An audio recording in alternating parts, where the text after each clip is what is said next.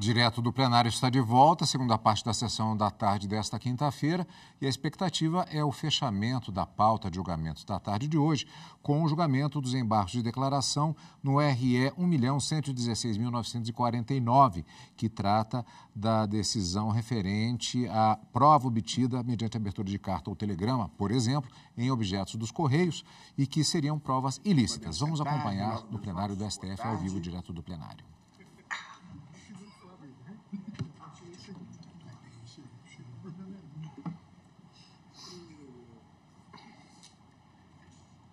Chamo para julgamento os embargos de declaração no recurso extraordinário 1.116.949, procedente do Paraná, da relatoria do ministro Luiz Edson Fachin, sendo embargante o Ministério Público Federal e embargado Rafael Gonçalves Forte. Atua como amicus curiae a Defensoria Pública da União. Consta da papeleta o seguinte: após o voto do ministro Edson Fachin, relator, que rejeitava os embargos de declaração, o processo foi destacado pelo ministro Alexandre de Moraes. Passo, então, a palavra ao eminente ministro relator, vice-presidente do Tribunal, Luiz Edson Fachin, para relatório e voto. Muito obrigado, senhor presidente. Reitero os cumprimentos a Vossa Excelência e, à guisa de relatório, na linha do que Vossa Excelência vem de noticiar, a Procuradoria-Geral da República opôs embargos de declaração em face do acórdão que foi apresentado como fruto da deliberação colegiada nesse recurso extraordinário 1.116.949, oriundo do Estado do Paraná. Esses embargos de declaração se dirigem ao acórdão, mais especificamente a síntese da tese que ali foi adotada, e acórdão esse que fixou a compreensão segundo a qual, além da reserva de jurisdição, é possível ao legislador definir as hipóteses fáticas em que a atuação das autoridades públicas não seriam equiparáveis à violação do sigilo, a fim de assegurar o funcionamento regular dos Correios. Portanto, esta foi a premissa geral em relação à qual não há divergência nem mesmo da parte embargante e nem entre os integrantes do colegiado, ou seja, é possível definir hipóteses fáticas em que há atuação de autoridade pública e não se trata de violação de sigilo. À luz desta compreensão, os termos da tese fixada restaram assim postos. Sem autorização judicial, fora das hipóteses legais, é ilícita a prova obtida mediante abertura de carta, telegrama, pacote ou meio análogo. Pois bem, basicamente, da tese e dos seus estritos termos é que vêm os embargos. O embargante, a Procuradoria da República, alega omissão porque o acórdão não teria examinado a distinção entre envio de correspondência e remessa de encomenda, como situações diversas, que não possuem a mesma extensão de proteção constitucional ao sigilo. Além disso, o acórdão tampouco, diz a Procuradoria, teria examinado a jurisprudência consolidada nos tribunais no sentido de admitir o afastamento do sigilo utilizado para encobrir práticas ilícitas. Segundo a Procuradoria, a remessa de encomenda entendida como pacotes com mercadoria, produto ou substância, não pode ser equiparado ao endereçamento de correspondência. A proteção constitucional, por sua vez, seria restrita apenas à correspondência como forma de garantir o sigilo da mensagem transmitida. Essa é a tese da Procuradoria. E, de acordo com dados da Polícia Federal, trazida essa coleta de dados pela Procuradoria nos embargos, a Polícia Federal, em 2019 e 2020, são uma amostra significativa, verificou 2.164 pacotes com entorpecentes que teriam sido retirados pelos Correios, ou seja, isso justificaria que a garantia da privacidade fosse sopesada com o direito à segurança pública. A rigor, a Procuradoria leva em conta especialmente os votos que foram o voto que foi lançado por Sua Excelência, o ministro Alexandre de Moraes, que na ocasião da deliberação, embora comungando com aquela premissa, dissentiu desta parte. E, portanto, o que a Procuradoria vem sustentar é que os argumentos trazidos no voto do eminente ministro Alexandre de Moraes seriam coerentes com essa premissa, o que levaria a acolher os embargos para que a tese fixada em repercussão geral reconheça ser lícita a prova obtida por meio de abertura da encomenda postada nos Correios quando houver fundados indícios da prática de atividades ilícitas. Pois bem, senhor presidente e eminentes pares, este feito iniciou o julgamento e Sua Excelência, o ministro Alexandre de Moraes, destacou: já havia encaminhamento, inclusive com o voto que proferi, no sentido de rejeitar os embargos de declaração. A rigor, num primeiro olhar, pelo menos assim me parecia, inexistir contradição ou obscuridade ou omissão flagrante que chamasse, que atraísse a necessidade de repensar a tese como formulada. E por isso que, inicialmente, lancei o voto, fazendo uma análise do sentido e do alcance do acordo, ou seja, da condução do voto condutor que granjeou a maioria, e apresentando, naquele primeiro momento, a afirmação segundo a qual a solução encontrada na tese não padeceria de vícios que levassem à admissibilidade e o conhecimento e o provimento dos embargos de declaração.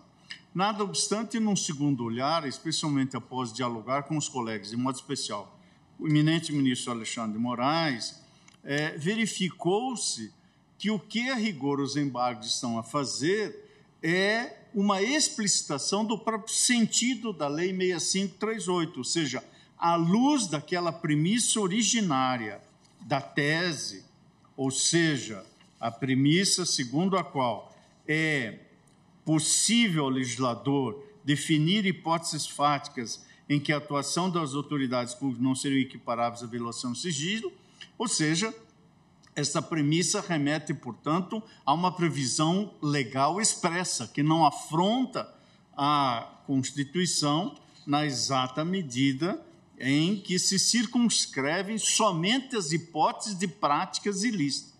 Por isso, num segundo olhar, eu estou em consonância com esta ideia que tem granjado cada vez mais presença neste plenário, de construirmos as soluções mediante procedimentos dialógicos e não apenas com a formulação unilateral de voto, verifico que os embargos aqui podem servir para explicitar a tese no sentido de preservar o sigilo dele, excluindo hipóteses legítimas diante de situações em que há efetivamente a prática de atividade ilícita. Por isso, Sua Excelência, o ministro Alexandre de Moraes, formulou, inclusive, uma explicitação da tese originária, explicitação essa, senhor presidente, que eu estou acolhendo no voto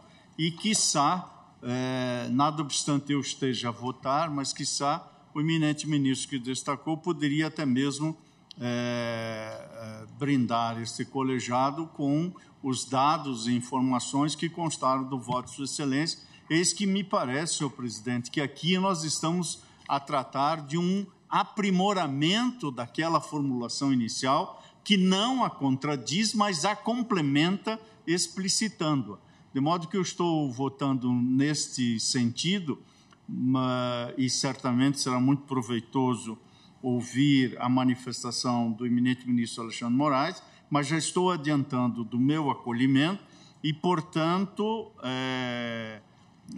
acolhendo os embargos de declaração, dando provimento e adotando a tese tal como o ministro Alexandre Moraes apresentou para debate e que Sua Excelência certamente irá repisar nesse momento. E é como voto, senhor presidente.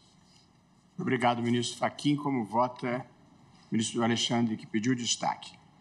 Obrigado, presidente. Cumprimento Vossa Excelência de novo, e em especial o ministro Edson Fachin, que na verdade já facilitou muito o meu trabalho aqui em relação ao voto. Como Sua Excelência disse, o que eu proponho, a verdade, aqui é que os embargos de declaração sejam providos no sentido de sanar dúvidas. Na verdade, dúvidas surgindo, a Procuradoria-Geral da República bem colocou, nós chegamos até a discutir isso naquele momento, mas acabou não se consubstanciando na tese.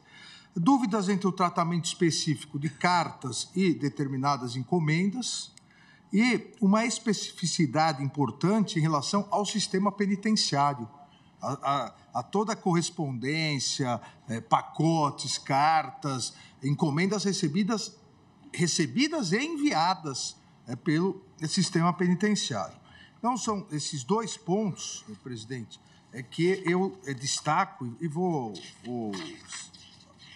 resumir aqui o voto, e que entendo, como já adiantou o eminente ministro Fachin, imprescindível para que nós possamos aprimorar, partindo do que foi definido já, a regra continua o que foi definido no julgamento anterior de relatoria do ministro Luiz Edson Fachin na questão da prova, mas, num primeiro momento, a questão de carta e encomendas, principalmente e especificamente as encomendas dos Correios.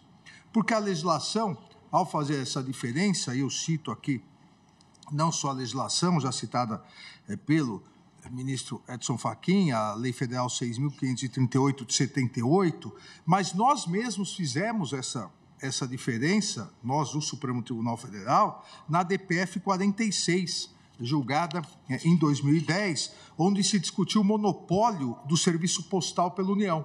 E, naquele momento, se discutiu, se fez a diferença, e em relação a transporte, entrega de encomendas, essas encomendas não são monopólio dos Correios, mas foi importante para se fazer a diferença. Eu cito, inclusive, aqui no voto dos embargos, essa distinção que foi bem detalhada pelo nosso decano, relator à época da DPF, o ministro Gilmar Mendes.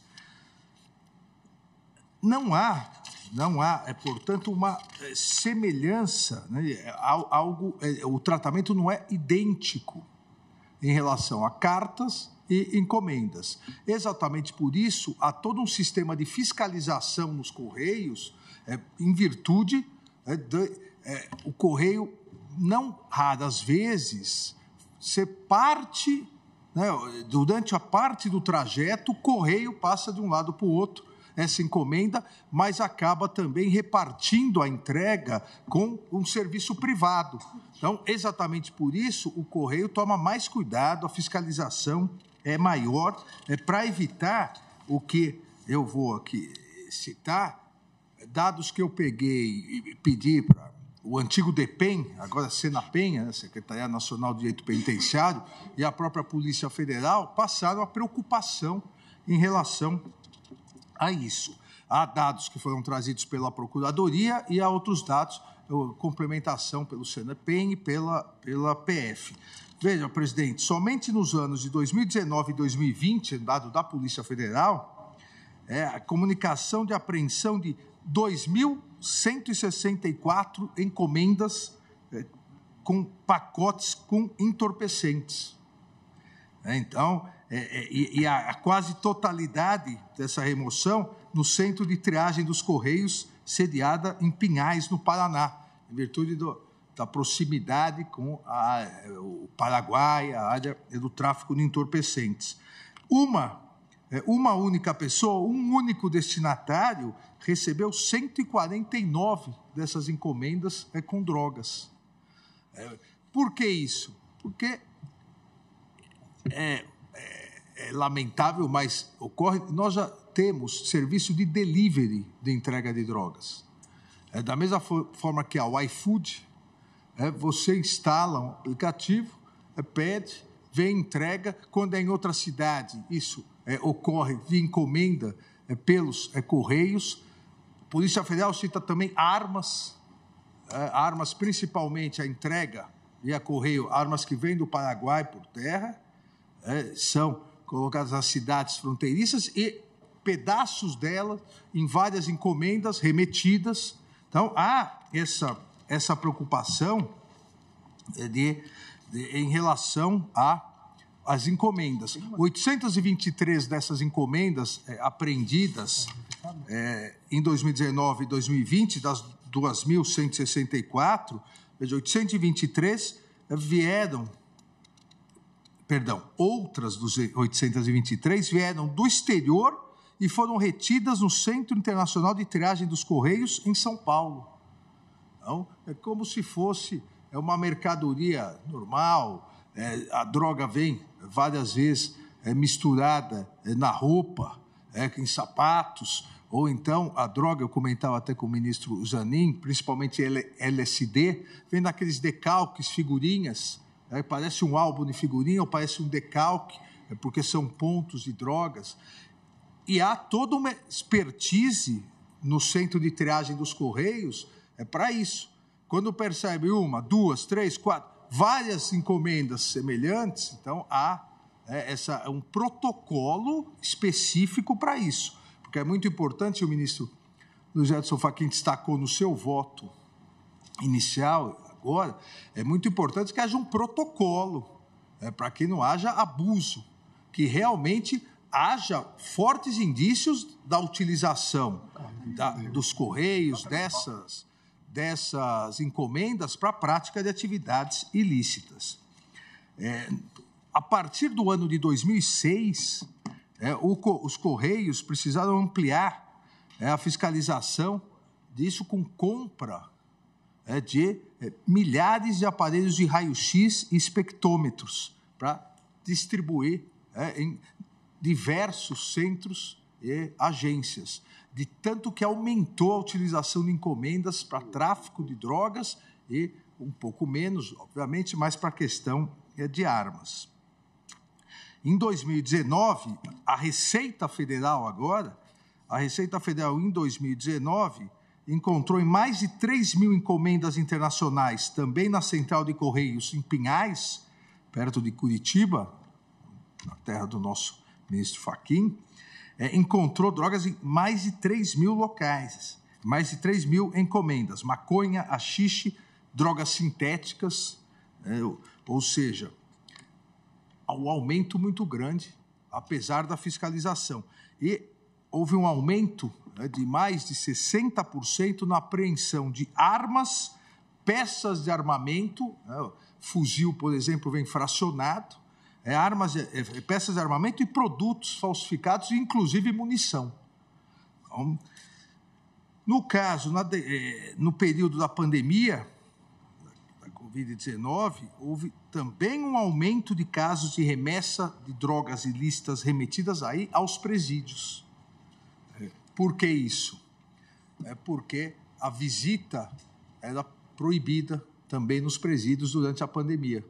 Então, como a visita era proibida e a visita é uma forma de levar os entorpecentes dentro do presídio, o volume de encomendas aumentou muito.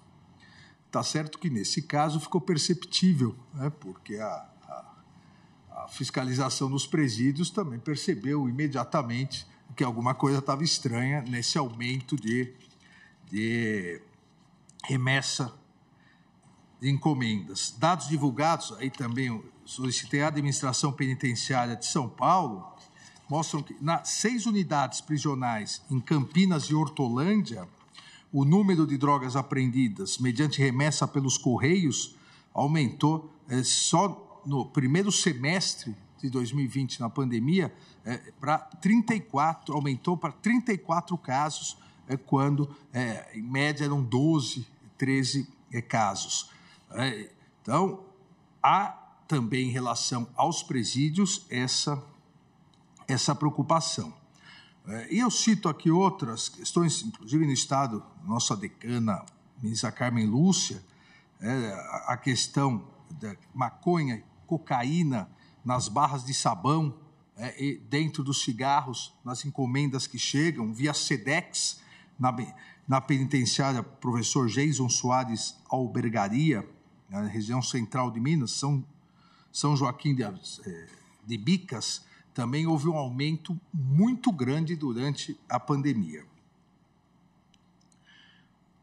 Aqui, presidente, não vou cansá-los, né, mas outros dados de apreensão de drogas, cocaína, maconha, mas a Senapem mostra, por exemplo, que no estado do Rio Grande do Sul, no primeiro semestre desse ano, de janeiro a julho de 2023, foram apreendidos nos estabelecimentos prisionais do Estado, no Rio Grande do Sul, por meio de encomendas enviadas, 156 itens, carregadores de celular, 44 chips de celular, um mini celular, 2 fones de ouvido, cartões de memória, 105 comprimidos para disfunção erétil, e porções de maconha. No estado de Santa Catarina, apreensão também nessas encomendas, muito de K4 e LSD. No Pará, maconha. No Distrito Federal, LSD sempre disfarçado de encomendas, às vezes até de encomendas alimentos não perecíveis, mas preparados com essas mercadorias. Mais recentemente, agora, no dia 20 de outubro, de 16 a 20 de outubro de 2023, foi deflagrada a Operação MUT, em 23 estados da Federação, com a participação de 1.300 policiais penais, exatamente para desarticular as facções criminosas, no sentido de mapear essas encomendas, de onde vinham, dos centros onde vinham, para tentar não só resolver a questão da apreensão, mas também aquele que mandou, as quadrilhas que estão mandando isso. A Polícia Federal também, em setembro agora, fez a Operação Crazy Mail. Exatamente um grupo criminoso de Cascavel que utilizava a logística do despacho de encomendas dos Correios e das transportadoras privadas, porque há essa duplicidade, para aquisição e distribuição de drogas sintéticas na cidade inteira de Cascavel. O delivery via encomenda, levando, o pessoal do Correio levando, sem saber, obviamente, mas levando de porta em porta, em casa, as drogas sintéticas na cidade de Cascavel. Também esse ano, aqui no Distrito Federal, também a mesma forma, alucinógenos, 30 caixas de cetamina, uma única quadrilha utilizando o Correio como sua distribuidora. O Correio usado como mula, como mula para o tráfico. Por isso, presidente, me parece que essas questões específicas não retiram de forma alguma a importância do que foi definido pelo Supremo Tribunal Federal naquele momento, no julgamento, que foi a seguinte tese: sem autorização judicial ou fora das hipóteses legais, é ilícita a prova obtida mediante abertura de carta, telegrama, pacote ou meio análogo. Essa foi a tese. Nesse item, que era o item único, eu proponho que se transforme no item 1 da tese. Então, continuaria idêntico, nesse primeiro momento, sem autorização judicial ou fora das hipóteses legais, é ilícita a prova obtida mediante abertura de carta, telegrama, pacote ou meio análogo. E aqui vem a complementação. Salvo se ocorrida em estabelecimento penitenciário, quando houver fundados indícios da prática de atividades ilícitas. Com isso, nós resolveríamos a especificidade em relação ao sistema penitenciário. E um segundo item eu proponho para resolver o problema dos Correios. Em relação à abertura de encomenda postada nos Correios, a prova obtida somente será lícita quando houver fundados indícios da prática de atividades ilícitas. Então, são essas duas complementações que destacam duas questões específicas que eu proponho ao plenário, presidente. Ministro Alexandre, presidente. Não, ministra Carmen Lúcia. Eu sugeriria sem alteração de nenhum item, mais do que Vossa Excelência afirma, somente a lista a prova obtida por meio da abertura de encomendas, quando houver fundados indícios, que talvez fosse conveniente afirmar a necessidade de se formalizar, por exemplo, colocando-se no final, de prática de atividade ilícita, formalizando-se obrigatoriamente a providência adotada para os fins de controle administrativo e judicial, porque pode ser só um formulário, mas é preciso que a gente imponha que, como é uma exceção, presidente, que isto fique formalizado. Por que se adotou a providência ainda... Entende? Porque a abertura se dá ali, não se sabe de onde veio, e aí a minha preocupação de se ter a possibilidade de controle desse tipo de conduta, de prática. Eu concordo plenamente. Há todo um procedimento já dos Correios, há um protocolo em que eles, antes de abrir, chamam o supervisor e anotam tudo, mas seria interessante. Eu acho que poderíamos colocar, se o eminente relator concordar, eu também não tenho nenhum problema em acrescentar. Do que eu entendi, a eminente ministra Carmen Lúcia sugere, ao final do segundo item, acrescer, após atividade ilícitas, formalizando-se a providência adotada para fins administrativos ou judiciais. Para fins de controle, né? Para fins de controle administrativo. Porque nós vamos, é só para, se precisar judicialmente, nós temos todos os dados para saber o que se abriu, ou se alguém alegar que a encomenda dele, que não tinha nada demais, foi aberta por perseguição ou por, enfim, seja lá o que for, está aqui de onde, né, por que nós adotamos. Então, eu acho que talvez isso que o ministro Alexandre está afirmando, já se tem o protocolo, mas nós agora estamos liberando, entre aspas, com esta medida restritiva, somente é lícita esta prova, formalizando-se obrigatoriamente a providência adotada para os fins de controle administrativo ou judicial. Então, eu estou de acordo. De acordo? Então, eu anotei rápido, se o presidente permitir, faria a leitura novamente dos dois itens. Então, o primeiro item... Vossa Excelência está propondo, o ministro Fachin já aceitou? Ou sim. Eu acolhi. Ok, pois não. Agora, acrescentando o que a ministra Carmen sugeriu, então, o item 1... Sem autorização judicial ou fora das hipóteses legais, é ilícita a prova obtida mediante abertura de carta, telegrama, pacote ou meio análogo, salvo se ocorrida em estabelecimento penitenciário, quando houver fundados indícios da prática de atividades ilícitas. 2. Em relação à abertura de encomenda postada nos Correios, a prova obtida somente será lícita quando houver fundados indícios da prática de atividade ilícita, formalizando-se as providências adotadas para fins de controle administrativo ou judicial. Ministro Fachin, de acordo? Eu estou de acordo. E, portanto, Vossa Excelência estaria dando provimento aos embargos de declaração? Provimento para o fim de, acolhendo os embargos, explicitar a tese em relação à formulação original, e a explicitação constaria desses dois itens, como agora lidos. Perfeitamente. Indago do ministro Cristiano Zanin, se está de acordo. Senhor presidente, estou de acordo com o acolhimento dos embargos para explicitar esses aspectos, tal como foi colocado pelo eminente relator, o ministro Edson Fachin, com a complementação do ministro Alexandre de Moraes e também da eminente ministra Carmen Lúcia. Obrigado, ministro Zanin. Ministro André Mendonça, de acordo? Estou de acordo, senhor presidente. Uma dúvida me surge. Apenas se a alteração da tese ela tem o impacto de alterar o caso concreto. Então, Por favor, ministro Alexandre. Posso fazer uma... Em verdade, teria, mas não houve recurso em relação ao caso concreto, né? Os embargos foram só para especificar a tese. Talvez tivesse, porque naquele caso eu até fui examinar isso preocupado com essa extensão.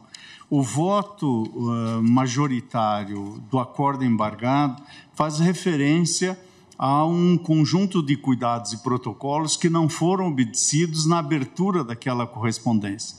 Portanto, em meu modo de ver, com essa extensão que se deu na explicitação, não alteraria o caso concreto pela não observância desses cuidados.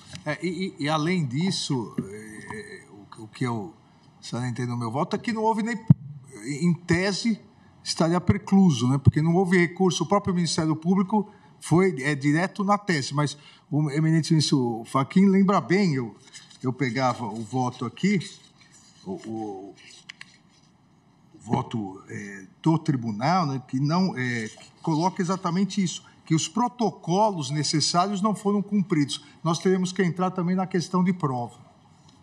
Acompanhe, senhor presidente. No caso de origem, a prova foi admitida? A consequência prática, no caso de origem, é declarar a prova ilícita, como, aliás, está na deliberação majoritária do acordo embarcado. Isso não se altera, pela ausência da observância desses protocolos. Portanto, o provimento dos embargos de declaração não afeta a não afeta a solução do recurso extraordinário. Seria somente para sanar essas dúvidas entre o tratamento específico de cartas e encomendas nos Correios e a questão em relação à especificidade do sistema penitenciário. Como vota o ministro Luiz Fux? Senhor presidente, Perdão, Vossa Excelência. Eu também acompanho sem essa preocupação, porque há uma objetivação do recurso, né? Então, às vezes nós julgamos a causa em um determinado sentido e fixamos uma tese diferente. Então, não teria essa preocupação e estou de acordo. Ministra Carmen Lúcia. O ministro Dias Toffoli. Vossa Excelência está de acordo com o provimento? De acordo, senhor presidente. Obrigado, ministro Toffoli. Ministra Carmen Lúcia. Também eu, presidente, ponho-me inteiramente de acordo. Ministro Gilmar Mendes. De acordo. Proclamo, então, o resultado. O tribunal, por unanimidade, deu provimento aos embargos de declaração para prestar os esclarecimentos seguintes. E aí transcrevemos essa proposta do ministro Alexandre, endossada pelo ministro Luiz Edson Fachin.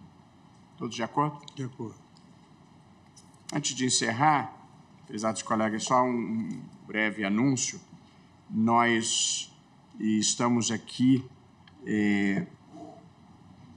compartilhando com todos uma informação de que, em sintonia com um dos 3 eixos da nossa gestão, de aprimorar a comunicação com a sociedade, nós estamos colocando à disposição dos interessados um canal oficial do Supremo Tribunal Federal no WhatsApp. Uma possibilidade, uma nova ferramenta que existe. Ele funciona como uma lista de transmissão e quem segue vai receber conteúdos de interesse público sobre o trabalho do Supremo. Informações sobre decisões que impactam o dia a dia das pessoas, eventos de interesse da população que podem ter sua transmissão acompanhada, cursos oferecidos gratuitamente, informações históricas, entre outras coisas.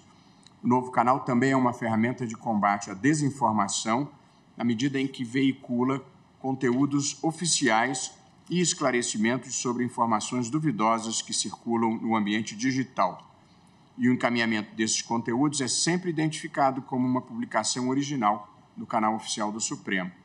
No vídeo que será exibido agora, bastante breve, vamos ver como é fácil seguir o Supremo no WhatsApp. Peço para exibir o vídeo, por favor. O Supremo Tribunal Federal agora tem um canal no WhatsApp. Para acessar, abra o aplicativo da plataforma e acesse a aba Atualizações. Depois, clique no sinal de mais ao lado de Canais. Selecione a opção Encontrar canais e pesquise por STF. Pronto, agora é só seguir o canal para acompanhar as novidades do Tribunal da Constituição.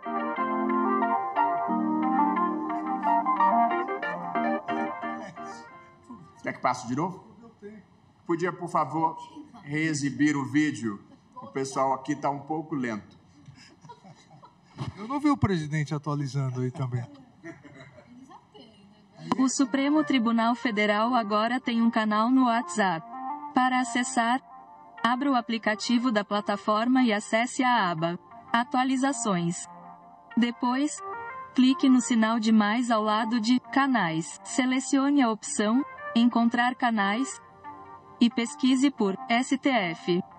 Pronto, agora é só seguir o canal para acompanhar as novidades do Tribunal da Constituição.